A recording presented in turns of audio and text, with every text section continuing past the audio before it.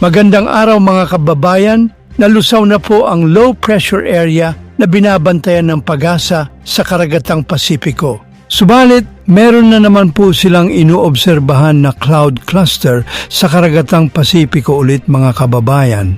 Ayon sa Pag-asa mga kababayan, posible raw na may mamuong weather disturbance sa mga susunod na araw kung ito po ay magpapatuloy at kung hindi malulusaw. Kaya lagi po kayong umantabay sa mga nilalabas po namin na ulat panahon.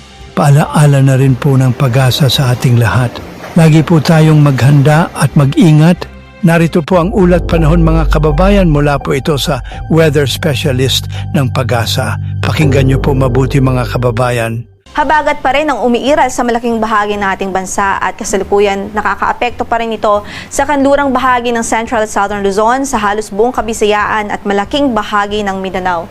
Inaasahan nating magdudulot pa rin ho ito ng mga pag-ulan within the next 24 hours sa halos buong Kabisayaan, Northern Mindanao, Caraga Region, at generally maulap din ang papaurin at may tsansa ng mga pagulan at pagkidlat pagkulog dito sa Kamaynilaan at mga karatig nating lugar tulad na lamang ng Pangasinan, Zambales, Bataan, Tarlac, Pampanga, Bulacan, Cavite, Batangas at maging ang Mimaropa region.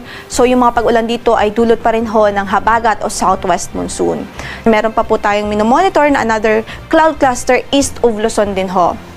At bagamat ito yung mga cloud clusters at hindi ganun ka-define ang kanilang sirkulasyon, patuloy po rin po natin itong minomonitor dito sa Pag-asa dahil hindi natin nilahis ang tsansa na may mabuo pa rin sirkulasyon along this area o sa karagatang ito.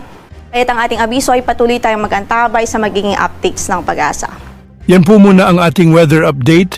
Sa mga naghahanap po ng rechargeable super bright solar flashlight and waterproof work light, click nyo lang po ang product basket na makikita nyo sa inyong screen o sa description box. Para sa mas mabilis na updates, huwag kalimutang i-like, i-share at mag-subscribe sa channel na ito. Hanggang sa susunod na ulat panahon, stay safe and weather-wise mga kabayan.